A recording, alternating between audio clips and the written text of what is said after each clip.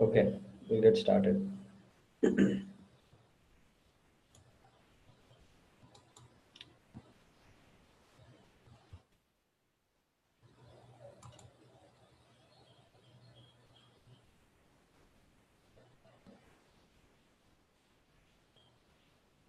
Are all of you able to see me on your screen?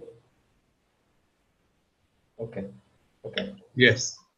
If you cannot, then there is a technique. I think you just have to click on active speaker view. So sometimes if it happens, just click on active speaker view and you should be able to see the active speaker at least. That way we can accomplish it.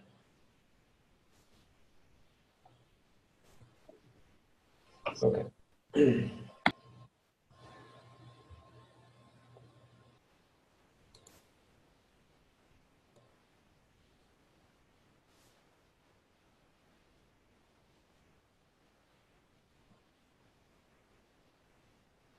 ॐ श्रुतिस्मृतिपुराणानाम् आलयं करुणालयं नमामि भगवत्पादं शङ्करं लोकशङ्करं शङ्करं शङ्कराचार्यं केशवं बादरायणं सूत्रभाष्यकृतौ वन्दे भगवन्तौ पुनः पुनः ईश्वरो गुरुरात्मेति मूर्तिभेद विभागिने व्योमवत् व्याप्तदेहाय दक्षिणामूर्तये नमः सदाशिवसमारम्भाम् शङ्कराचार्यमध्यमाम् अस्मदाचार्यपर्यन्ताम् वन्दे गुरुपरम्पराम् ॐ सहना भवतु सहनौ भुनक्तु सह वीर्यं करवावहै तेजस्विनावधीतमस्तु मा विद्विषावहै ॐ शान्ति शान्ति शान्तिः.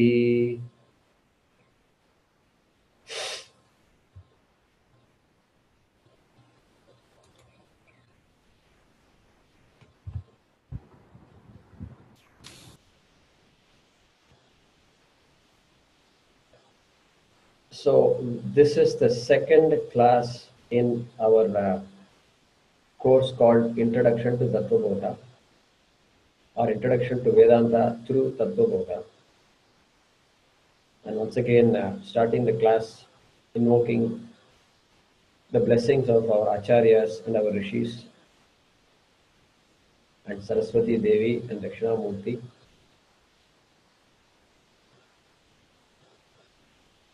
Last class, we just had a very brief start and we will continue that discussion today. And after the hour is over, we will open up for questions.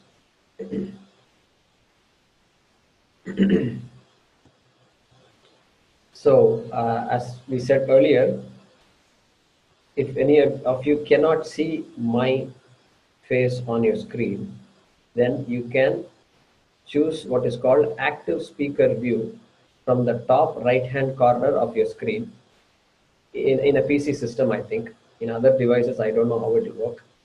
So there is something called active speaker view, and if you choose that, you can see me alone on your screen.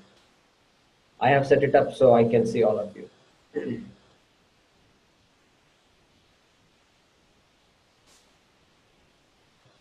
If you look at the life of a turtle,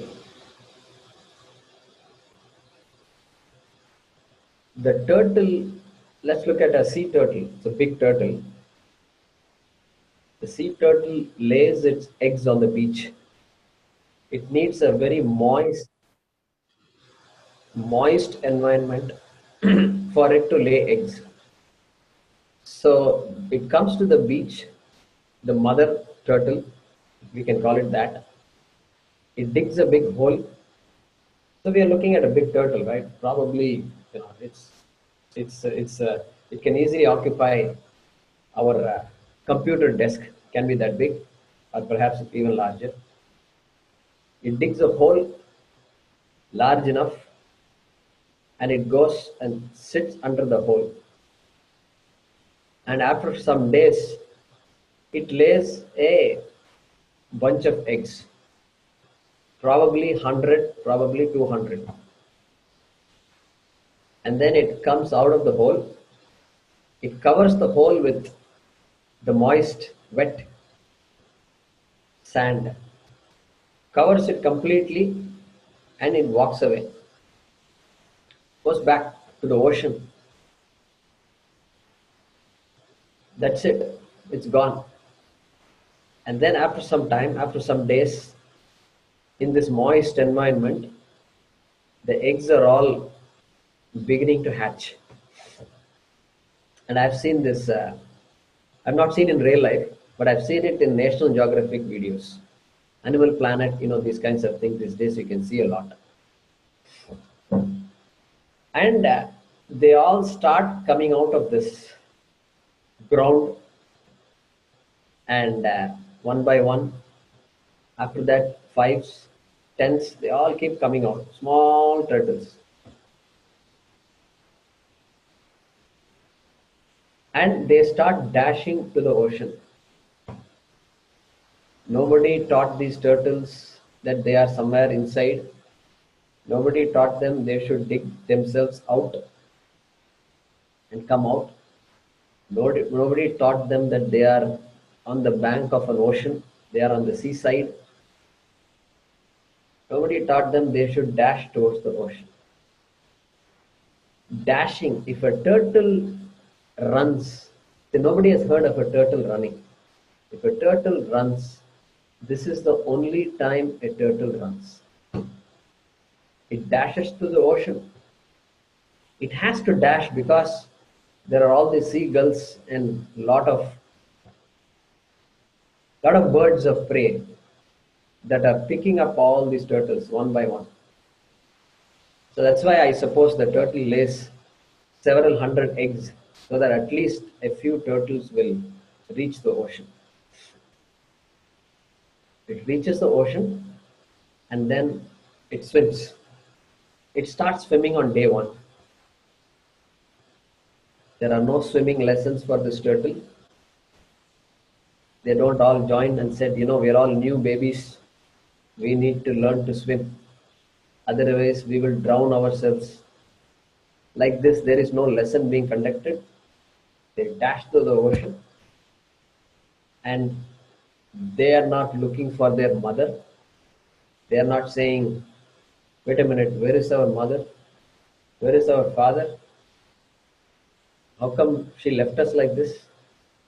We are all orphans. There is no organization of turtle orphans. They are not members of this organization. They just dash to the ocean and they do whatever they have to do. And they say the sea turtle can live as long as even 150 years.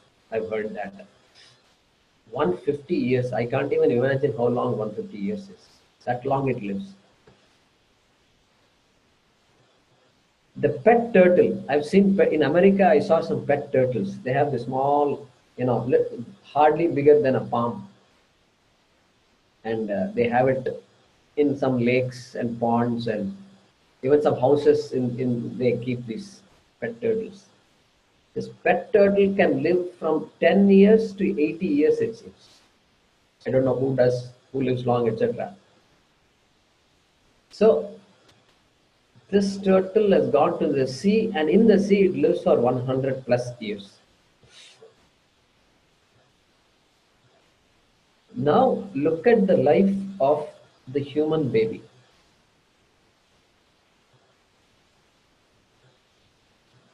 It is about to be born. Even before it is born, a lot of care has been taken. The mother takes a lot of care.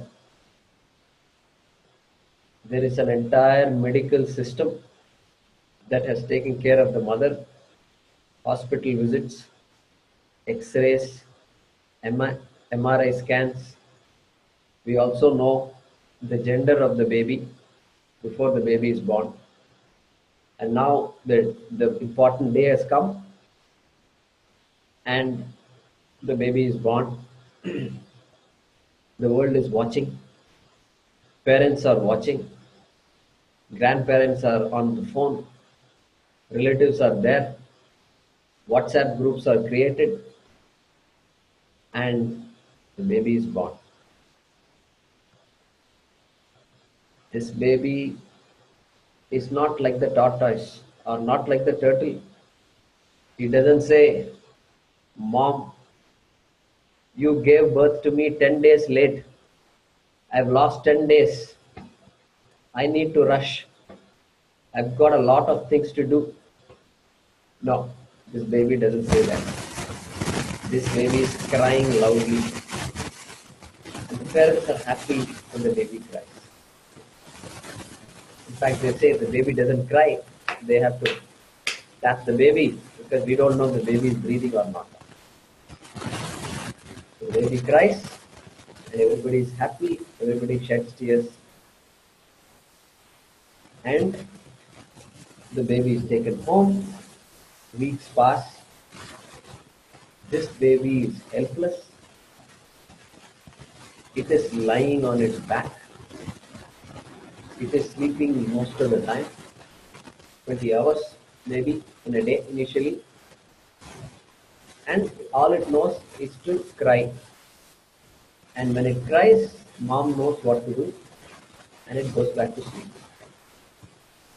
Months later, it's able to look, it is seeing, it is learning to see, I suppose, and then it is smiling at some people, and then life goes on. Then one day it starts to turn over. The mother calls her mother and says, Amma, Vikram is turning now. Turning from the backside, now he's now on his belly. And everybody is joyful. Then now the baby is stuck because it's on the belly now. It doesn't know how to come back. It doesn't know how to come back to its normal position. And this goes on for a while.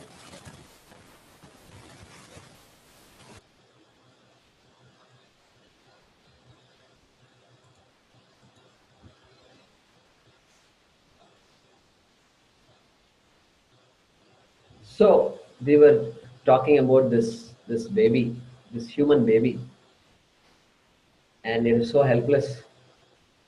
For years it is helpless. It needs the help of adults and it has to learn everything from scratch. Unlike the turtle, it has to learn to speak, it has to learn to communicate, and it has to learn to how to eat, what to eat. Everything has to be taught to this baby. This baby doesn't say, oh, I want to have a good health when I grow up. Don't give me all these chips and other things. No, it doesn't say all that. Everything has to be taught to the baby. Remember the turtle. The turtle has no lessons on, hey, this ocean is vast. Hey, there are, don't think every animal is a small fish. There are big fish also. There are sharks which will just swallow hundreds of turtles in one shot. No such lessons are there. But this baby needs a lot of lessons. And boy goes to college, girl goes to college, and again, a lot of anxiety coming home with all kinds of conflicts that the parents have to advise. Then boy and girl continue to grow and then get married. Married, then at least now both two, there are two people. Life should be great. At least if one person doesn't know what to do, One person now doesn't know how to cook. The other person should be able to say, yeah, at least I know how to make rice. Let's make rice and eat today. Mom, how do I make rice? You didn't teach me how to make rice. So this guy is 30 years old. He needs the help from mom, even at that time. And later on, he calls and says, Mom, it's confusing. She's saying this, now she's saying this. What should I do? What does it mean? Perhaps mom says, Welcome to the club, as they say in America. Welcome to the club. I like that phrase very much. So, this, this human being apparently seems helpless, apparently seems powerful and empowered, doing a lot of things that no turtle, no cow, no dog, no cat can accomplish. So, very unique life.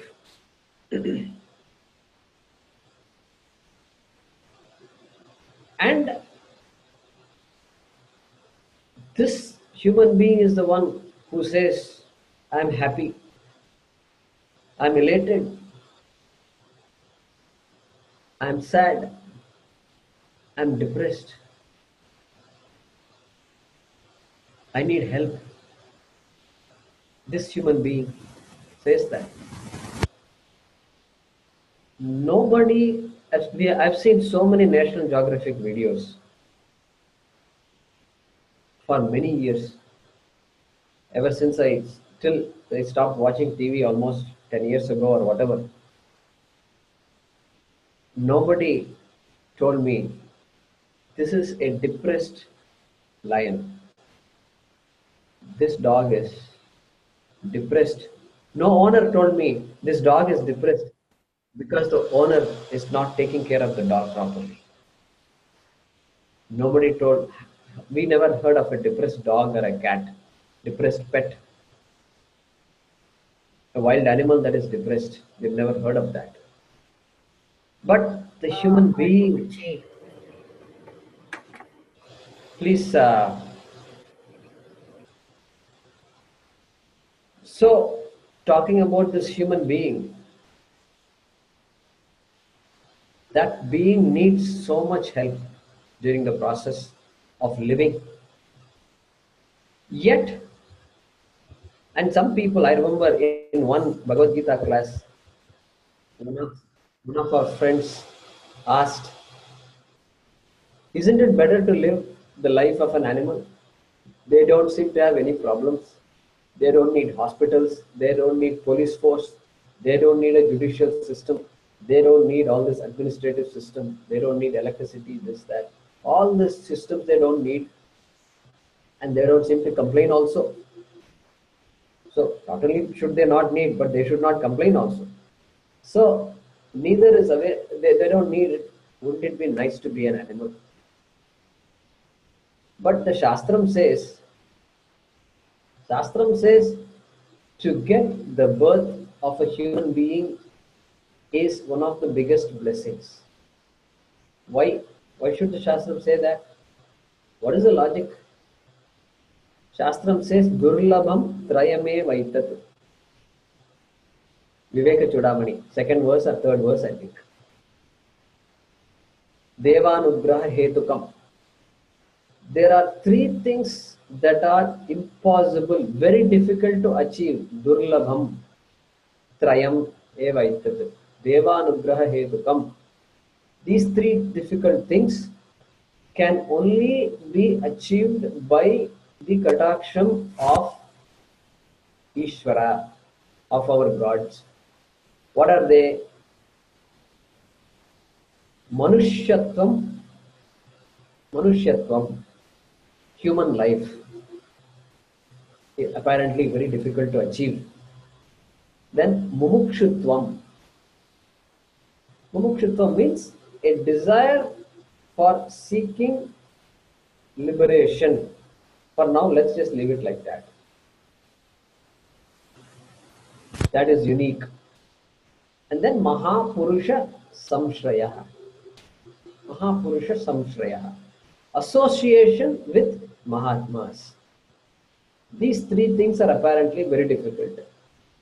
Human birth, and once a human birth is obtained, then there is another difficult thing or a rare thing, shall we say, is a desire for moksha. And then the third rare thing is to be associated with Mahatmas. This human being, whom we think is a very complex being, life is complex, they say. But when they say life is complex, compared to what life is complex? Compared to whose life is complex? If we say compared to an animal's life, human life is complex, then I will say that comparison is not fair. It is like Sachin Tendulkar, cricket, the champion, Virat Kohli, these fellows are all up there, and he can't play with me. He can't play cricket with me and say, "Oh, I beat Jaykumar, and so I'm a great player." This doesn't work because Jaykumar doesn't know the difference between a tennis racket and a cricket bat. I don't know the difference. So this Virat Kohli can't gain any points comparing with me. He has to compare with this South Africa, De Villiers, and all these other big shots out there, England, and all these players, Pakistan. These players he has to win against. Then only this fellow is given awards, is considered great. Then only this 500,000, 1 million people will salute. So, like that, comparing a human being against an animal is done only to highlight the uniqueness of a human being, but may not be the greatness of a human being. Can't say complex. How many such beings do we know? Do we know any beings on another planet? And we know their lives, how they lead. And then we can compare ourselves to those self conscious beings and say, our life is much more complex than their life. No, we don't have such examples. But definitely, our life is very different from the animal. Of course, ahara nidra bhaya maithunancha. So this verse tells what is the difference between an animal and a human being. Ahara nidra bhaya maithunam. Ahara, hunger. All animals have hunger. Humans also have hunger. Nidra, sleep. Bhaya, fear. Maithunam, procreation. All animals have these four in common, including human beings. Samanyam etat pashubhir naranam. Samanyam etat pashubhir naranam. This is common to animals and human beings. So what is the uniqueness? Buddhirhi tesham adhiko visheshaha. The mind, buddhi, is what is the most unique to human beings. And then it goes on to say, buddhya vihinaha pashubhis samanaha. If I don't use that buddhi, buddhya vihinaha. Buddhya vihinaha means without that buddhi, or given that buddhi, I don't use that buddhi, then I am equivalent to an animal. Buddhya vihinaha pashubhis samanaha. So that buddhi has to be used. And so Shastra keeps telling us, reminding us all the time, keep using that buddhi. Another variation of the verse is dharma vihinaha. So without Dharmo hi tesham. So dharma is vishesha of the human being, they say, which is fine. Dharma, free will, self-consciousness, mind, buddhi, all these are unique to human being. So perhaps that is why the Shastram says the human being's life is unique, even though the human being seems to start life in a helpless manner, unlike any other animal. That human being still is unique. That fellow still will pick up the thread somehow. That fellow will still ask, will be able to ask questions, will be able to communicate, will be able to understand, will be able to be creative, will be able to solve problems, simple problems, complicated problems. And that fellow will be able to send rockets to moon also and other planets. This fellow can do everything.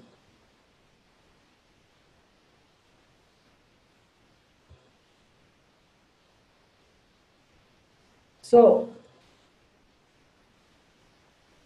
so therefore, comparing the animals to human beings, we see human beings seems to start with a complicated life, but the Shastra says it may appear complicated, but there is a purpose for this life.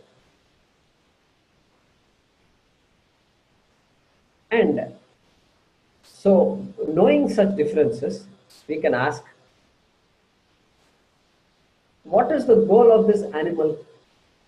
If there is such a thing called a goal, if we analyze, Swamiji used to say, the goal of an animal be seems to become physically mature. So it grows up and becomes older year by year, and after some time it can have babies. That's it. And after that, there is no more physical maturity. It has babies, and I don't know if it has a desire. I wish I have a few more babies. I wish, I don't think a cow will say, you know, I've given birth to 3 cows. Now I want a male cow, a bull. I want to give birth to a bull. I don't think cows have these kinds of thoughts. So, cow's life is mature. Once it starts giving birth, that's it. Beyond that, there is nothing more for the cow to accomplish. But can the human being say the same thing? Became an adult, and after that, okay, the body can become bigger, etc. But is that the goal of a human life? I don't think so. Because we are able to ask the question, what is the goal of a human being? The fact that we are asking that question shows that we have been given the capacity to know, to find out the answer to that question. That is the clue. We can say, I don't know what it is. Or we can say, to have a family, happy family, some people will say, to work, earn money, earn a living, to serve the society, some people might say, is the goal of a human being. Like this, we have different answers. So, one of the first things that the Shastram does to us is to inquire into the goals of a human being. Some people might say, there is no goal. You are born, you live the life like people live a life. People live lives, and then you leave the place. Then Shastram says you're born again also. Another karma is there. This karma is hanging behind us like big clouds. And I thought this was the only life. And let me get rid of this thing. I'm tired of this life. And let me be done with it.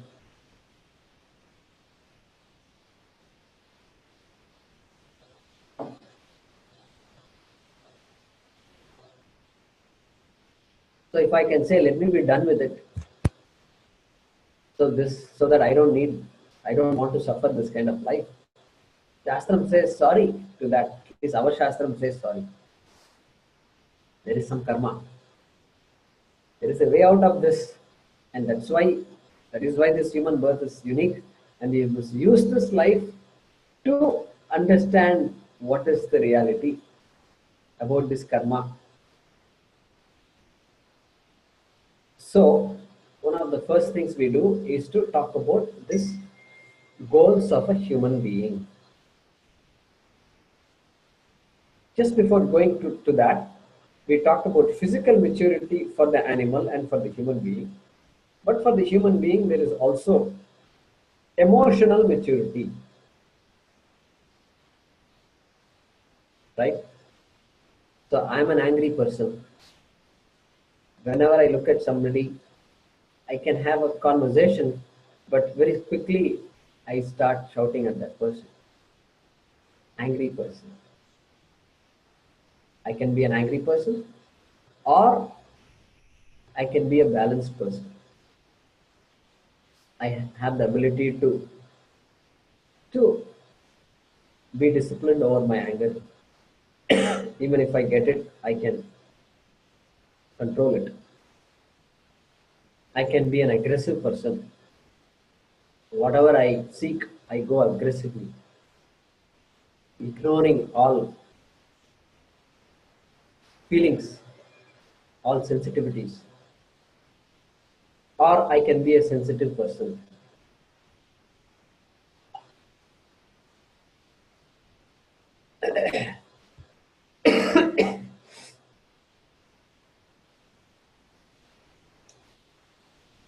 I can be a conceited person, which means I lie about myself.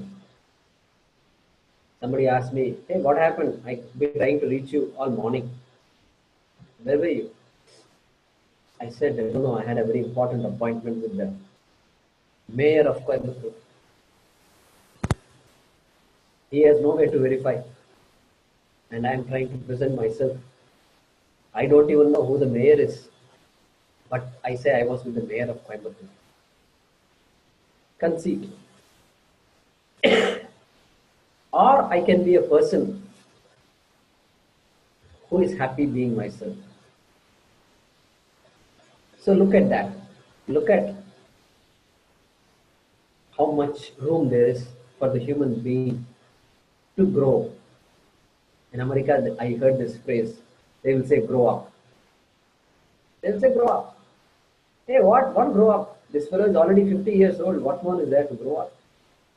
60 years old. Dad is 70 years old. Daughter says, Dad, grow up.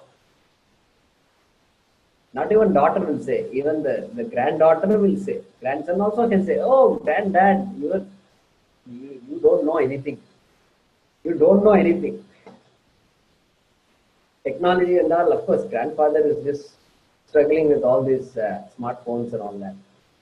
And, and, and Papa, you don't know anything. Grow up. So this growing up seems to be there for this human being, opportunity to grow up. So therefore, that is definitely unique for the human being. Emotional maturity, we can call it, if we can call it that. And how to grow up, if you ask, physical maturity happens automatically. I did not decide to become an adult. This, we all do project management in companies. You got to plan things out, how to do this project. 6 months you have to complete phase 1, phase 2, phase 3. So we all are born, and then we all have to decide to become adults. So you need to have a 20-year plan to become an adult. No such planning happens. You just have to survive. As long as the human being survives, that human being has to become an adult. The mustache starts coming, beard starts growing. There's no way to stop that. Adulthood starts. Nobody can stop that. But emotional maturity, if you look, If I panic every time I hear something, if I am shouting at people every time I relate to people, I have difficulty relating to people. Then there is, they call self development, there is personal growth, personality development. These days, there's all kinds of courses. My goodness, especially if you join a multinational corporation, they have developed all these systems, wonderful systems. They give you all these options.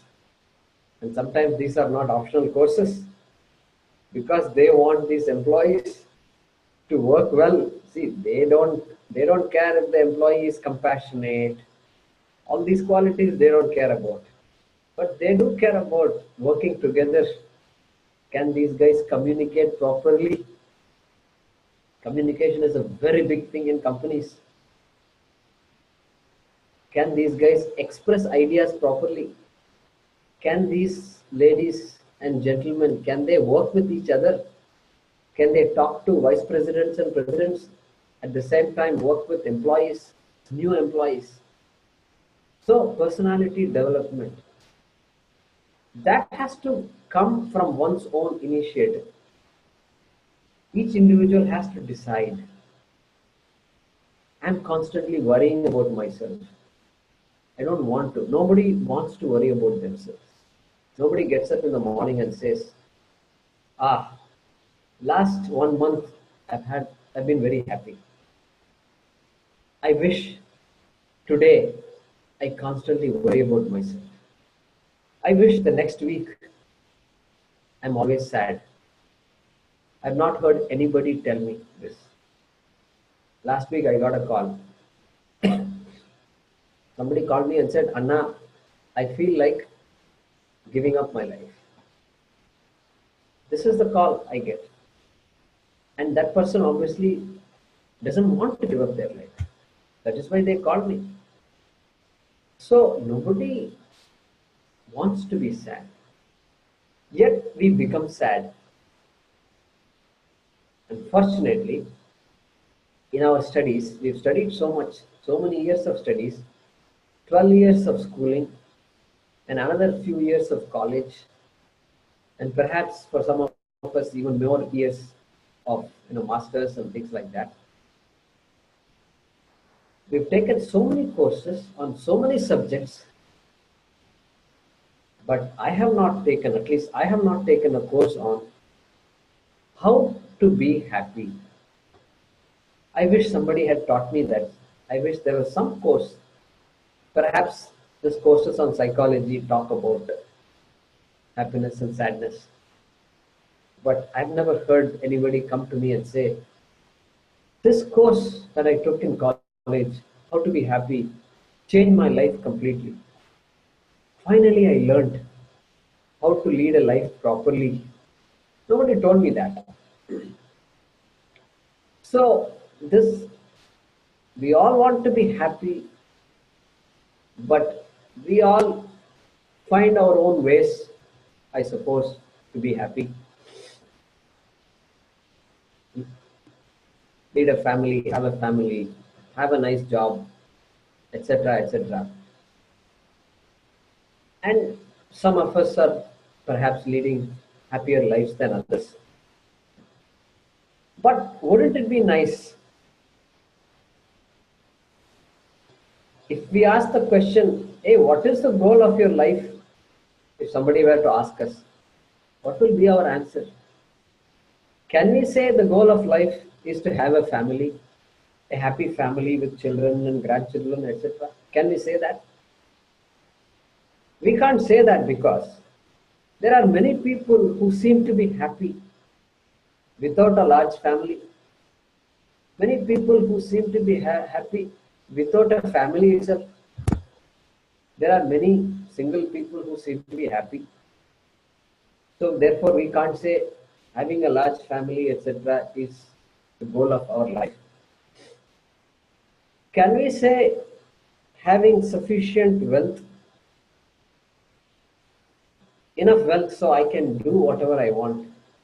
I don't have to think twice before I take a taxi, before I take a flight. I don't have to think twice. Is that the goal of human life? I think we all will agree very quickly that that also cannot be a goal of human life, because there seem to be many people. I saw once one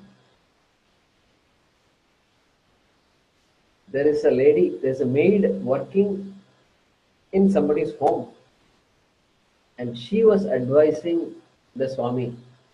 She was advising the mother of that family where she is working.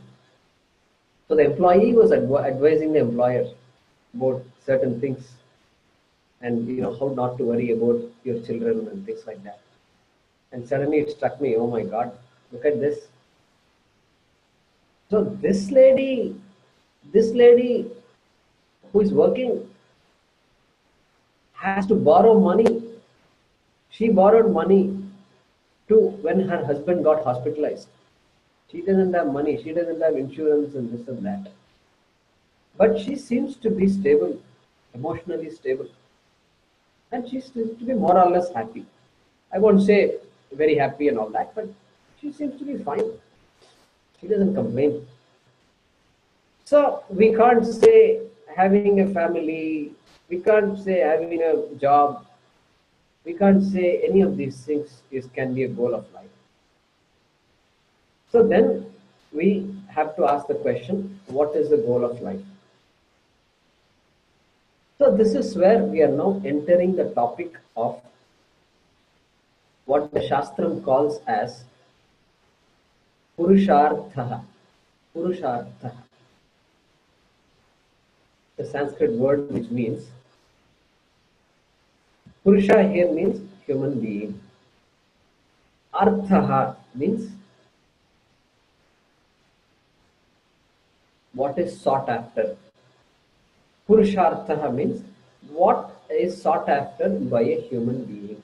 Purushaihi arthyate iti purushartha. Don't worry about that technical word. What is sought by a human being is a purushartha. In Sanskrit, generally, the Sanskrit words can will generally define themselves. That is the uniqueness of Sanskrit. So if you know a few small Sanskrit words, many words are combination of these smaller words, or if you know the dhatu, the root of a word, you can figure out the meaning of the word. So that's how Sanskrit works. So these are called purushartha, and we want to talk about that. And some of you already know what that is. In many of our songs, we will say it will come dharma, artha, kama, moksha. Dharma, artha, kama, and moksha. Chaturvida purushartha. Four purusharthas. So perhaps I'm looking at my clock now. It's about 5 minutes to 7 here. Perhaps now is a good time to pause. So next class we can resume it. So we are entering the topic of Purushartha, which again is basic to some of you.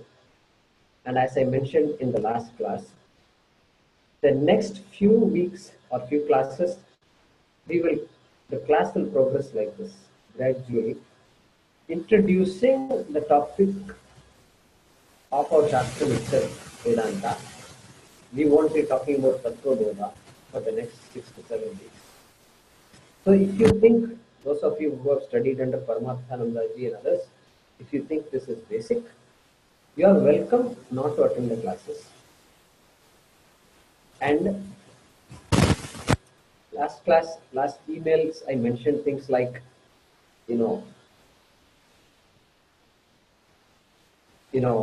please let me know if you're not attending the classes, etc. I didn't mean to say I'm going to monitor everybody's attendance and all that.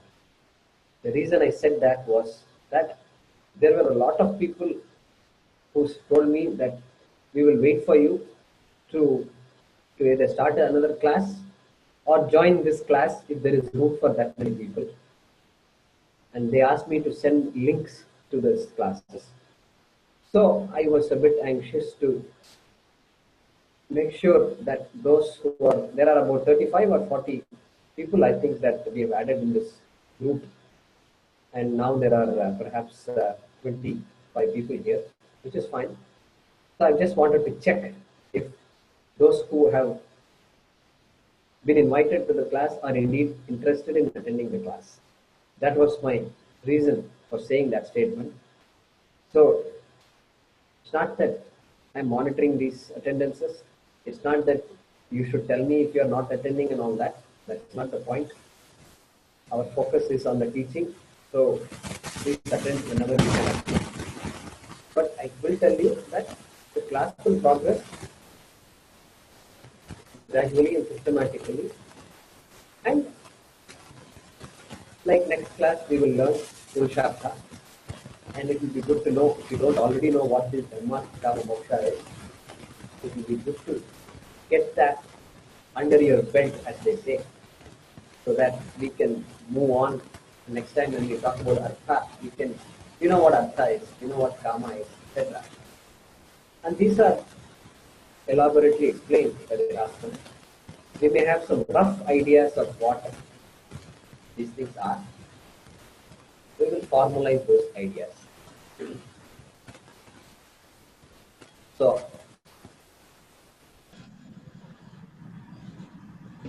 okay. So this is how the class will be. I can open up the class for questions now. It is pretty close to 7. If there are any questions, please, we have to find a way how to organize these questions, but I'm sure we will learn that. Sundarji, please.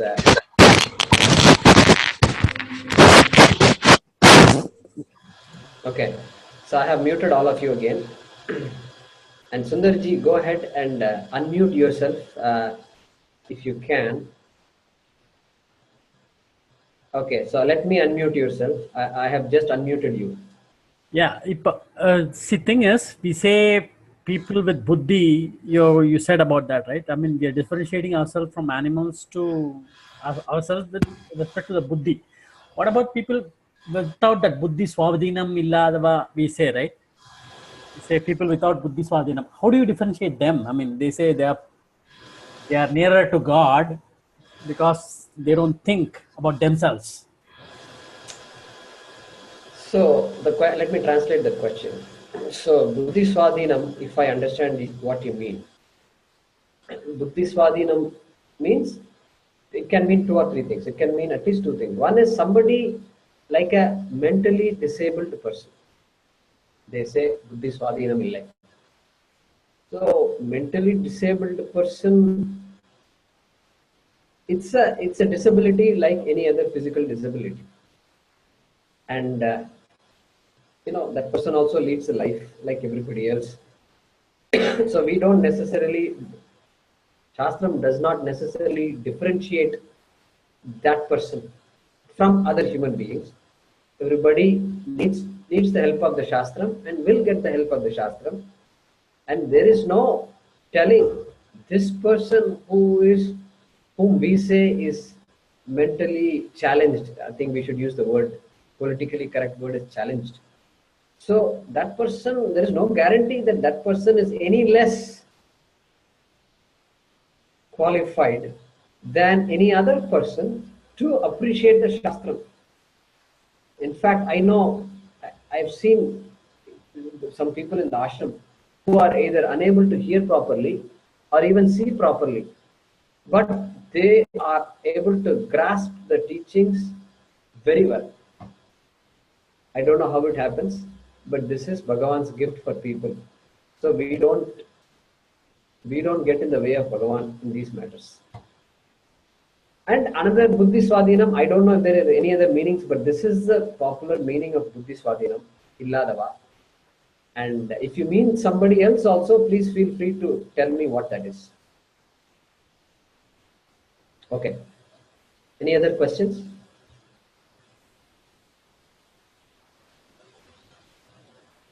Yeah, Haraprasad, let me unmute you. Okay. Go ahead. Okay. This is the question raised by Swapna about the author of the book. Okay. No, definitely by looking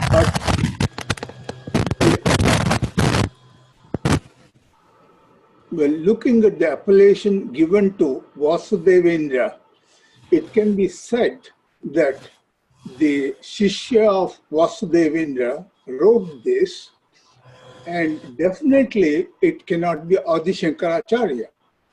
Am I right? Yeah, so I didn't, in my email, I did not say definitely. Yeah. So, But since we are giving appellations to Vasudevendra Indra, yeah, so we never see Shankaracharya doing namaskar to Vasudevendra, Adi Shankaracharya. So we assume by that this book is not written by Adi Shankaracharya. Adi Shankaracharya, that right? individual Adi Shankaracharya. Correct, Yeah. correct. Yeah. Okay. So that's what Swamiji has said also, and other scholars also agree with that. In Yeah. fact, yeah. So that's the view, and in fact, Swamiji doesn't talk about it in his book, Right. but that's what I remember hearing from Swamiji. Okay. Yeah.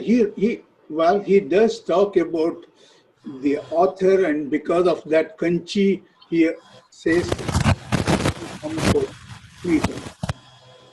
Okay, yeah. So the you mean Saraswati, etc., right? Yeah. Correct.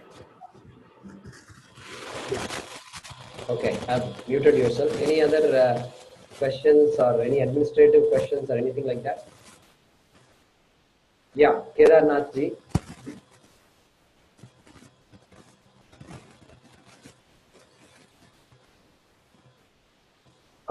Yeah, Jaykumar ji. Are you able to hear me? Yes. Yeah. You listed down 4 Purusharthas. Some of the Bhakti literatures also list Bhakti as one of the Purushartha. Like some of the works of Chaitanya Mahaprabhu. They say that Bhakti is also Panchavid Purushartha. Can you please elaborate on that? Thanks. Yeah, I have seen that, and so you can add bhakti also as a purushartha, but it is not as much as a purushartha as artha and kama, and you will see that next class when we cover. You will see that artha and kama. Artha means security. Everybody uniformly seeks security. Kama is pleasure. Everybody uniformly seeks pleasure. Bhakti, if you say, then one can question bhakti to what? And one apparently can seem to live without bhakti to Ishvara, if you say Parameshvara. Without an atheist seems to live a life who doesn't believe in a being called God, etc. So that's why we don't include bhakti. But it's all right. If we include bhakti, it's okay because the pradhana purushartha is not there. So finally, we will say dharma, artha, and kama are really only ancillary or uh, um, secondary purusharthas. The primary purushartha is moksha. Okay. Any other questions?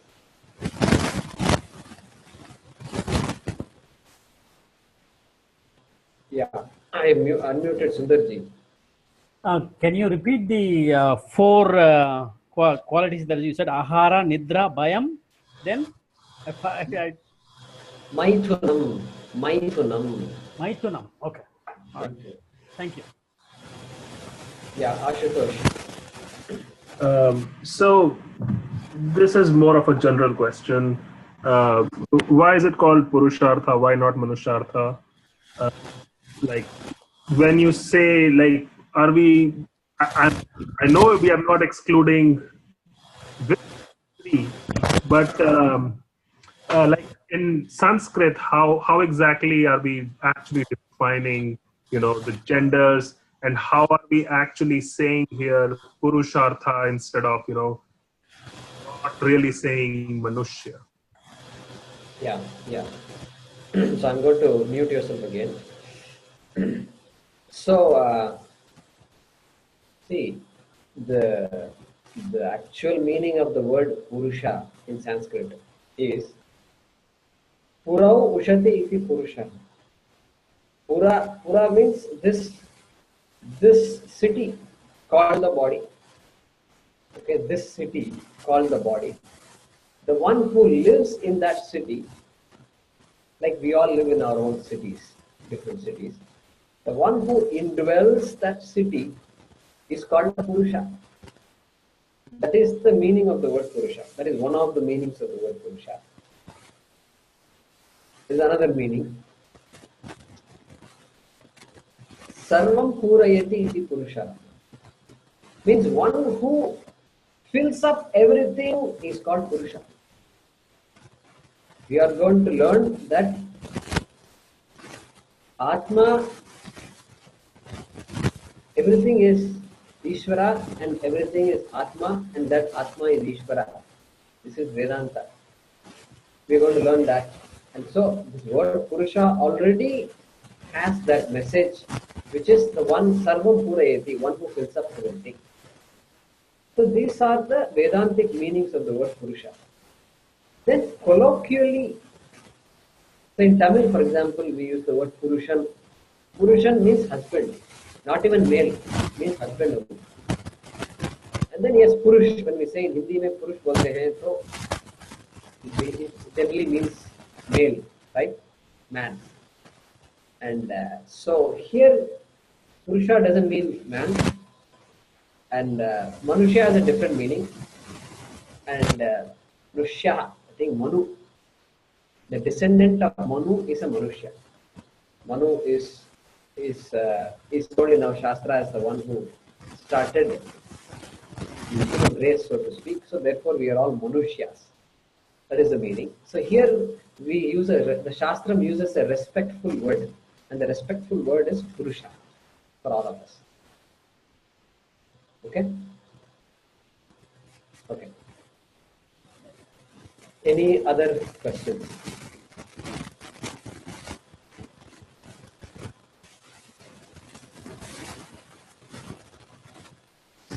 Okay, go ahead.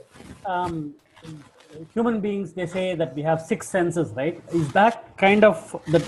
Does we include all this? We have is that ahara, nidra, vayam, maitunam, and buddhi? Do we count that to the six senses, or is that's different? Yeah, that's different. Yeah, basically, I suppose I suppose the animal also has five senses. I didn't think of it, but suddenly now that you asked me, I feel like I'm on a spot. But yeah, I suppose the dog also has all the senses that we have, and some of these senses are even more advanced for these animals. And they say the shark can smell a drop of blood 1 mile away. It is just mind-boggling for me to even think how it's possible. How can the blood molecule or something must be there nearby for it to even sense it? But they say that's its ability. And so yes, they have some of their sense organs are highly attuned to their habitats and to their way of living. Bats have a different kind of skill set when it comes to senses. It cannot hear like we hear, but it is using all this sonar type of radiation, not radiation, sonar type of technology. In fact, I think sonar was inspired by the way bats operate, I've heard. So yeah, so sense organs are different from these ahara nidra, which is simply used to define or differentiate human beings from animals.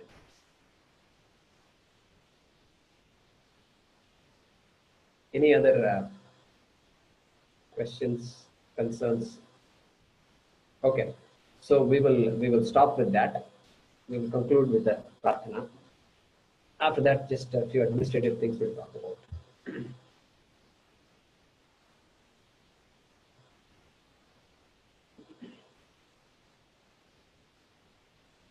Om स्वस्ति प्रजाभ्यः परिपालयन्ताम् न्याय्येन मार्गेण महीं महिषाः गोब्राह्मणेभ्यः शुभमस्तु नित्यम् लोकाः समस्ताः सुखिनो भवन्तु काले वर्षतु पर्जन्यः पृथिवी सस्यशालिनी देशोऽयं क्षोभरहितः ब्राह्मणाः सन्तु निर्भयाः ॐ सर्वे भवन्तु सुखिनः सर्वे सन्तु निरामयाः सर्वे भद्राणि पश्यन्तु मा कश्चित् दुःखभाग् भवेत् असतो मा सद्गमय तमसो मा ज्योतिर्गमय मृत्योर्मा अमृतङ्गमय